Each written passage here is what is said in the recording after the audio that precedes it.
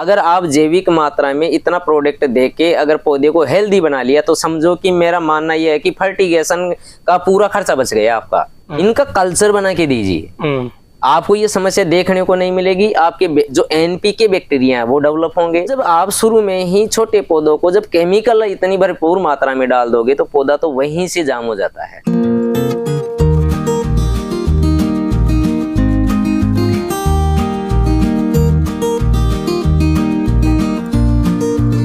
एक झुमके में 6 कीड़े हैं और 6 के 6 के सेट है, कोई डैमेजिंग नहीं है जी।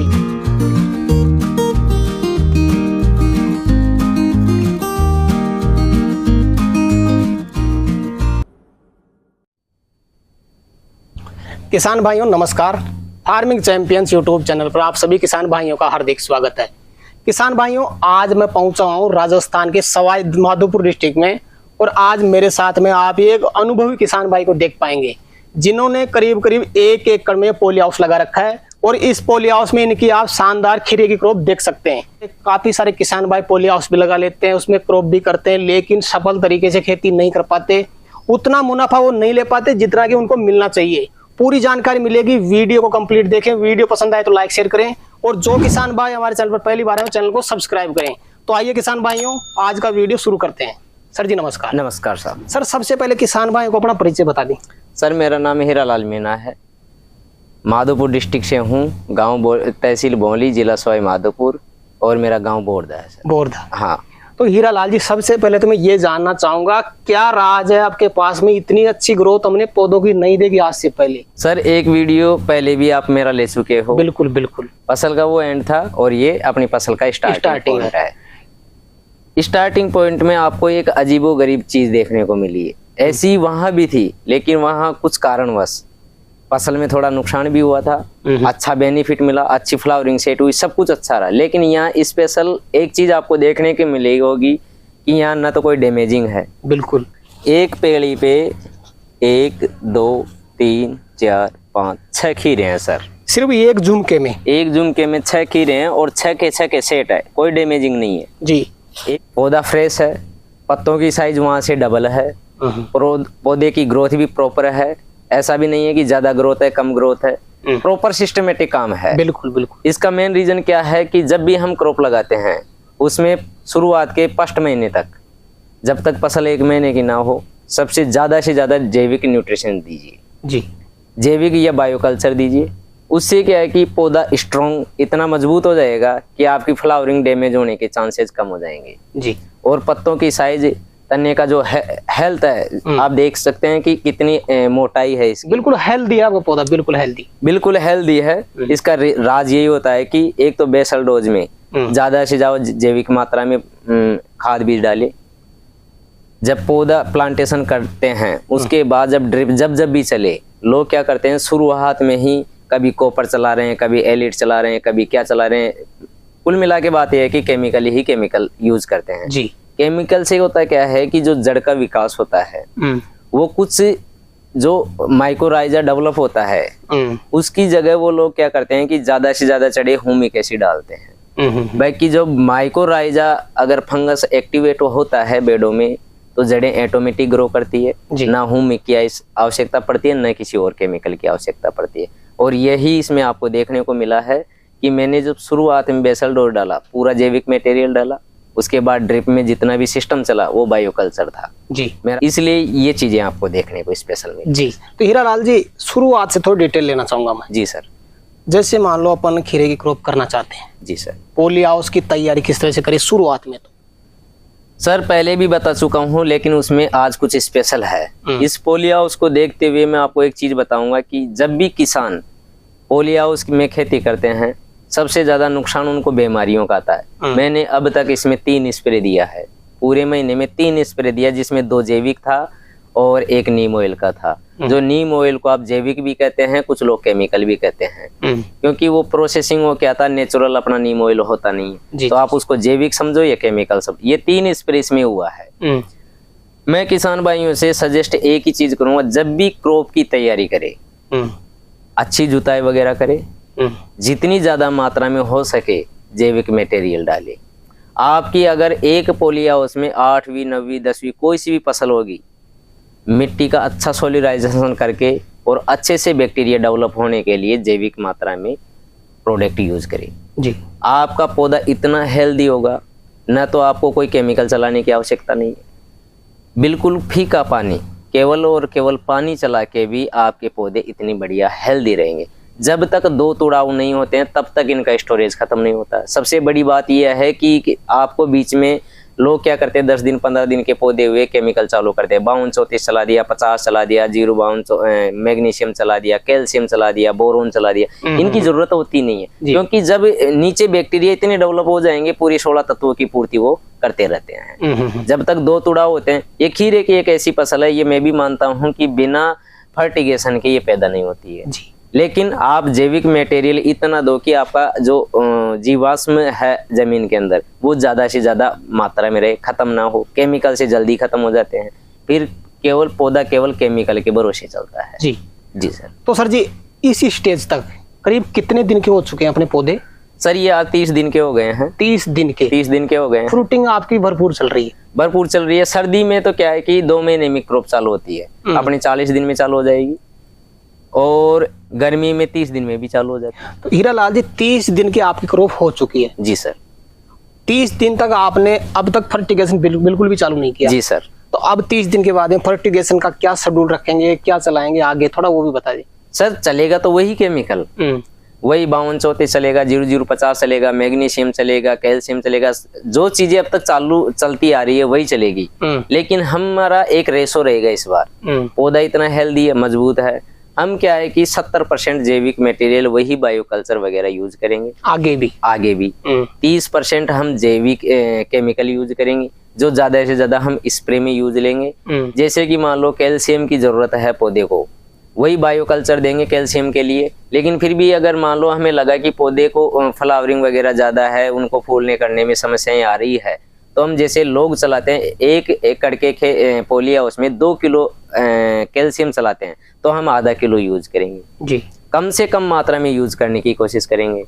लोग 2-2, 3-3 कट्टे सर्दियों में खपत कर देते हैं केमिकल के। एक जैसे कैल्शियम हो तो 2-2.5 कट्टे लग जाते हैं, हम 1 कट्टे में से भी बचाने की कोशिश करेंगे। हो सकता है आधा ही कट्टा हम पूरी क्रॉप में यूज करें जी। अब तक आपने स्प्रे करीब कितनी बार निकाला इसमें? 3 बार स्प्रे निकाला। थोड़ा मैं जानना चाहूंगा कौन कौन सी चीजों का स्प्रे किया आपने? सर इसमें क्या है कि एक बार तो हमने निकाला क्या नाम से नीम ऑयल का स्प्रे, एक बार हमने माइक्रोन्यूट्रिएंट्स का निकाला है, एक बार हमने माइक्रोन्यूट्रिएंट्स प्लस नीम ऑयल का निकाला है। बिल्कुल 3 स्प्रे आपने निकाले जी सर। जी। तो सर जी पानी का शेड्यूल भी थोड़ा मायने रखता है, नए किसान भाई पानी में भी चूक कर जाते हैं। जी सर। शुरुआत में पानी का क्या शेड्यूल रख सकते हैं? सर शुरुआत में मेरा अनुभव तो कई किसान भाई शुरू में ही पानी की मात्रा ज्यादा रखते हैं। मेरा अब तक का अनुभव है, जो ये क्रॉप में सक्सेसता जो मुझे मिली है उसमें मैंने पाया, जब बागवानी करता था तब भी मेरा एक ही सिस्टम था कि पानी कम से कम, पौधे की जितनी आवश्यकता है उतना दे।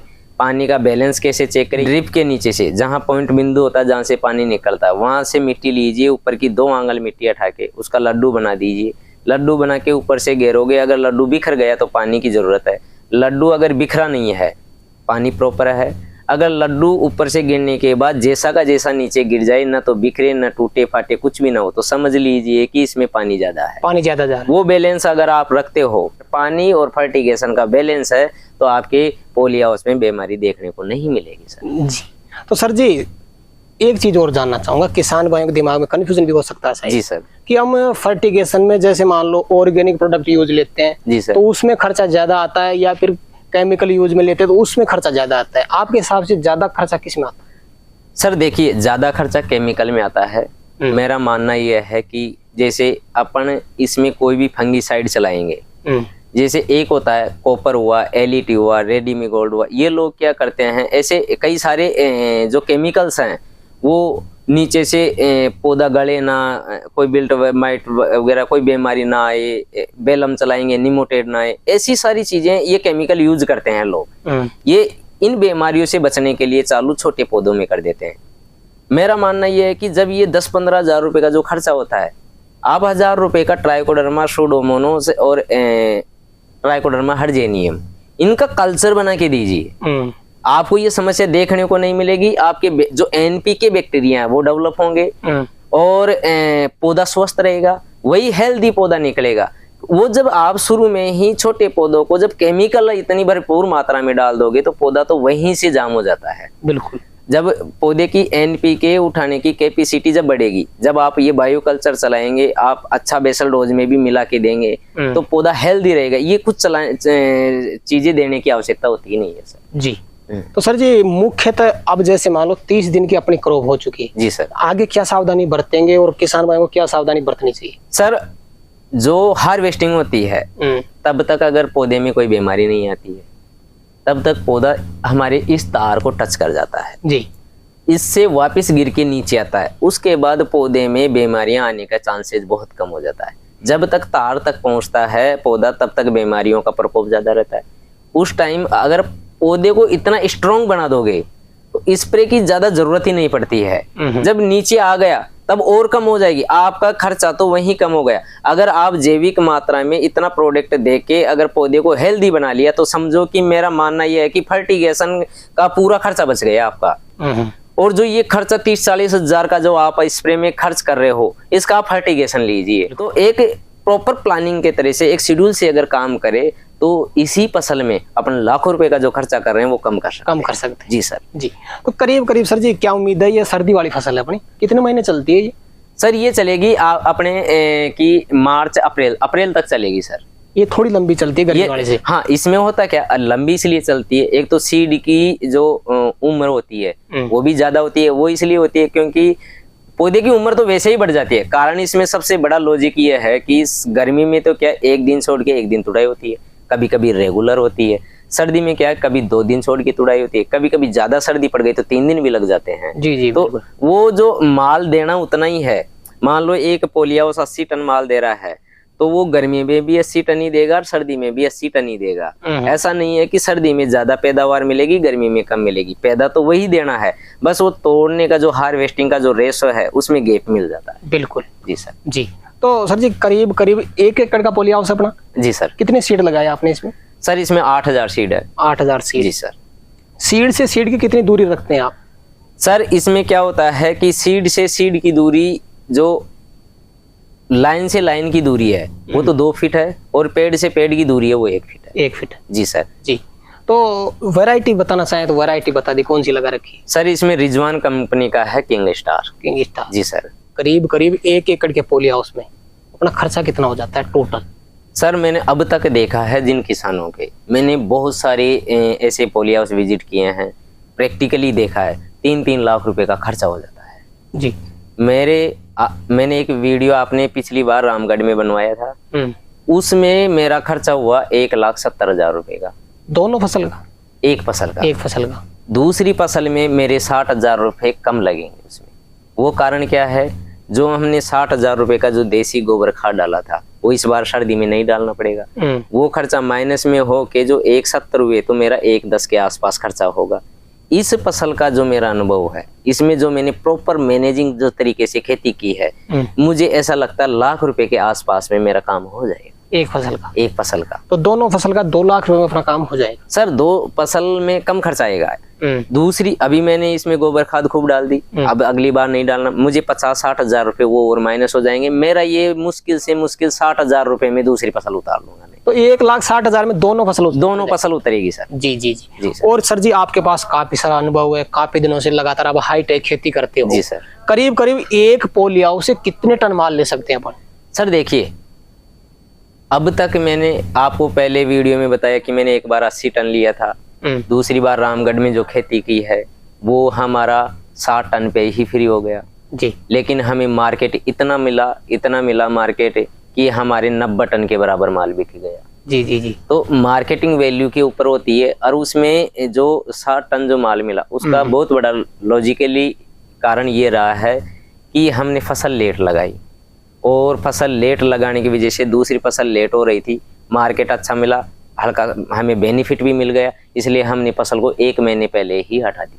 जी जी। नहीं तो उसमें 20-25 टन की और गुंजाइश थी, वही 80 टन के आसपास वो पहुंच जाती। और इस बार ये इतनी शानदार फसल है, मेरा जो ऐसे तो नहीं कह सकता कि इसमें 100 टन माल निकलेगा, 50 टन माल निकलेगा, लेकिन कोशिश ये रहेगी कि अब तक जो करता रहा हूँ उससे ज्यादा ही माल निकालने की कोशिश रखूंगा। जी जी जी। कुछ अलग तरीके से किया तो अलग ही तरीके से माल निकले। लेकिन एक आइडिया जानना चाहूँ तो भाई इतने टन माल तो हम निकाल ही लेते हैं सर, इसमें 70-80 टन माल तो निकलेगा आराम से, दोनों फसल से। एक फसल से। एक फसल हाँ, से। दोनों फसल से ज्यादा निकलता है, एक फसल का एवरेज है 70-80 टन माल, ये तो निकलेगा ही। और एवरेज जैसे सर्दी वाली फसल का मार्केट से क्या दाम मिल जाता है? सर सर्दी में क्या अब तक जो देखने को मिला वो 25-30 रुपए तक आराम से मिल जाता है, कभी कभी 20 तक भी मिल जाता है। लेकिन अभी जो 25 का मार्केट चल रहा, तो मेरा अनुभव यही है कि 25-30 का तो मार्केट मिलेगा ही मिलेगा। माल कहाँ पे जाता है ज्यादातर आपका? सर ये मुआना मंडी जाता है, कभी कभी लोकल मंडी जैसे हमारे निवाई लाल छोटे इधर आसपास इधर भी सेल कर देते? जी सर। जी। तो अब मैं आपसे वीडियो के लास्ट में एक सटीक जानकारी जानना चाहूंगा सर जी। जी सर। खर्चा निकाल करके 1 एकड़ पोलिया से 12 महीने में कितना बचा सकते हैं आप? 1 एकड़ के पोलियाओं से 20 लाख रुपए अगर 25-30 का मार्केट मिलता है तो 20 लाख तो आराम से कमा सकता है खर्चा निकालने के बाद। जी जी। और जब मार्केटिंग अगर जो रेट अगर कम ऊपर नीचे हो जाता है, कभी कभी आदमी 5 लाख भी कमा के रुक जाता है, कभी कभी 10 लाख भी कमा के रुक जाता है। इसमें ऐसा मार्केट के ऊपर है, क्योंकि पैदा करना किसान के हाथ में है, मार्केट की जो वैल्यू है वो किसान के हाथ में नहीं। बिल्कुल। तो वीडियो के अंत में किसान भाई को क्या गाइड करना चाहेंगे? मुख्य चीज अगर आप बताना चाहें तो इस खेती में क्या सावधानी बरत सकते हैं किसान भाई? सर मेरा किसान भाइयों से हाथ जोड़ के यही विनती है कि ज़्यादा से ज़्यादा शुरुआत में जैविक मटेरियल यूज करें। जैविक मटेरियल किसान भाई यूज ज़्यादा करेंगे, मिट्टी की फर्टिलिटी बढ़ेगी, मिट्टी बलवान होगी, पौधा ऑटोमेटिक ही स्वस्थ और निरोगी पैदा रहेगा। जी जी सर। तो सर जी आज किसान भाइयों के लिए आपने समय निकाला और एक सटीक जानकारी किसान भाइयों तक पहुंचाई, उसके लिए आपको बहुत बहुत धन्यवाद। बहुत बहुत धन्यवाद सर। तो किसान भाइयों जानकारी कैसी लगी हमें कमेंट करके जरूर बताएं। वीडियो पसंद आए तो वीडियो को लाइक शेयर करें, और जो किसान भाई हमारे चैनल पर पहली बार आए चैनल को सब्सक्राइब करें। तो किसान भाइयों आज के लिए इतना ही, मिलते हैं नए वीडियो में, तब तक के लिए जय जवान जय किसान।